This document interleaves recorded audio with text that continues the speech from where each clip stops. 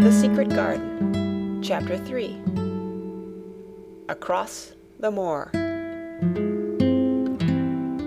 She slept a long time, and when she awakened, Mrs. Medlock had bought a lunch basket at one of the stations, and they had some chicken and cold beef and bread and butter and some hot tea. The rain seemed to be streaming down more heavily than ever, and everybody in the station wore wet and glistening waterproofs. The guard lighted the lamps in the carriage, and Mrs. Medlock cheered up very much over her tea and chicken and beef.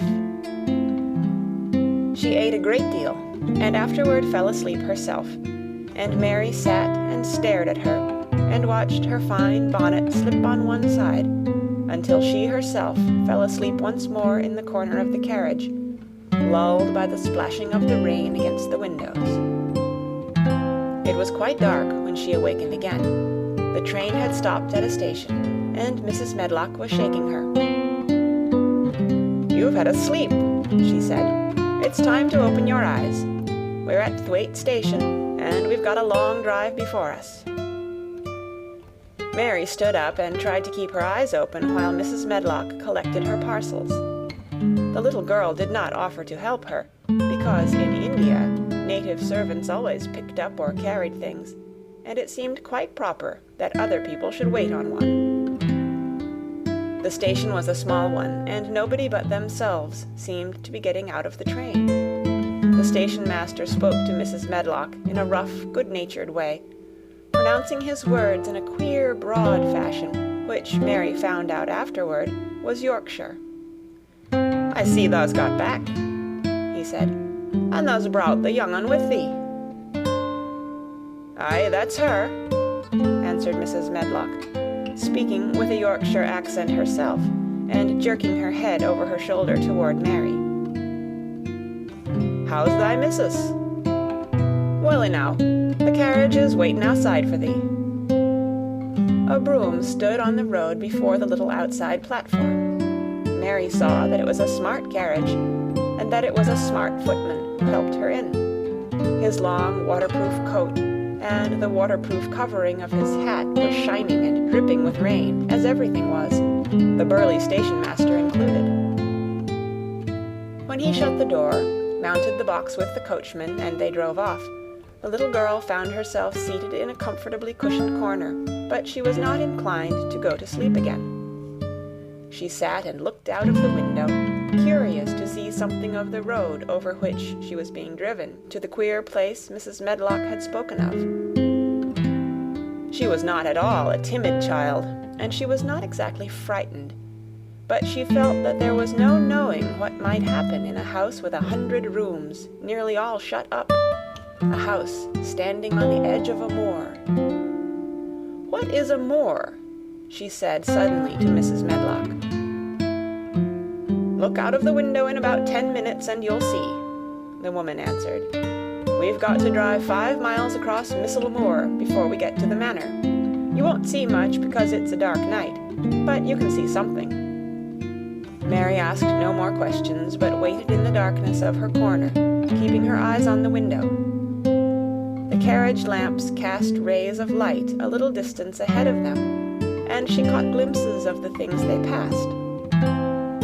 After they had left the station, they had driven through a tiny village, and she had seen whitewashed cottages and the lights of a public house.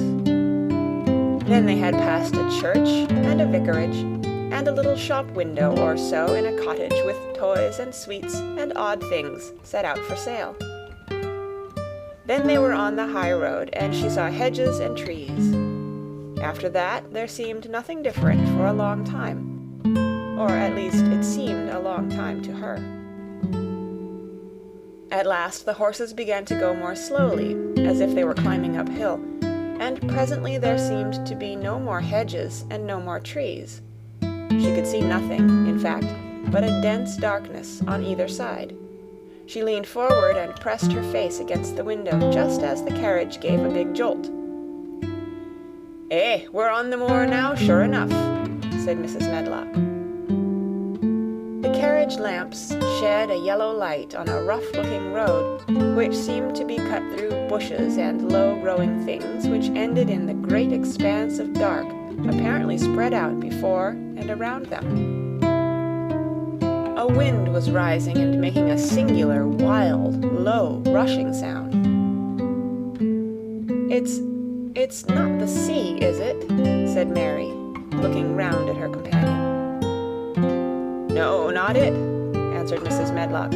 "Nor it isn't fields nor mountains. It's just miles and miles and miles of wild land that nothing grows on but heather and gorse and broom, and nothing lives on but wild ponies and sheep. I feel as if it might be the sea, if there were water on it," said Mary. "It sounds like the sea just now." "That's the wind blowing through the bushes," Mrs. Medlock said. "It's a wild, dreary enough place to my mind, though there's plenty that likes it, particularly when the heather's in bloom." On and on they drove through the darkness, and though the rain stopped, the wind rushed by and whistled and made strange sounds. The road went up and down, and several times the carriage passed over a little bridge, beneath which water rushed very fast with a great deal of noise. Mary felt as if the drive would never come to an end, and that the wide, bleak moor was a wide expanse of black ocean through which she was passing on a strip of dry land. "I don't like it," she said to herself. "I don't like it," and she pinched her thin lips more tightly together. The horses were climbing up a hilly piece of road when she first caught sight of a light. Mrs. Medlock saw it as soon as she did, and drew a long sigh of relief. I am glad to see that bit of light twinkling," she exclaimed. "It's the light in the lodge window. We shall get a good cup of tea after a bit, at all events." It was after a bit, as she said, for when the carriage passed through the park gates, there was still 2 miles of avenue to drive through, and the trees, which nearly met overhead, made it seem as if they were driving through a long, dark vault. They drove out of the vault into a clear space, and stopped before an immensely long but low-built house, which seemed to ramble round a stone court. At first Mary thought that there were no lights at all in the windows, but as she got out of the carriage, she saw that one room, in a corner upstairs, showed a dull glow. The entrance door was a huge one made of massive, curiously shaped panels of oak, studded with big iron nails and bound with great iron bars.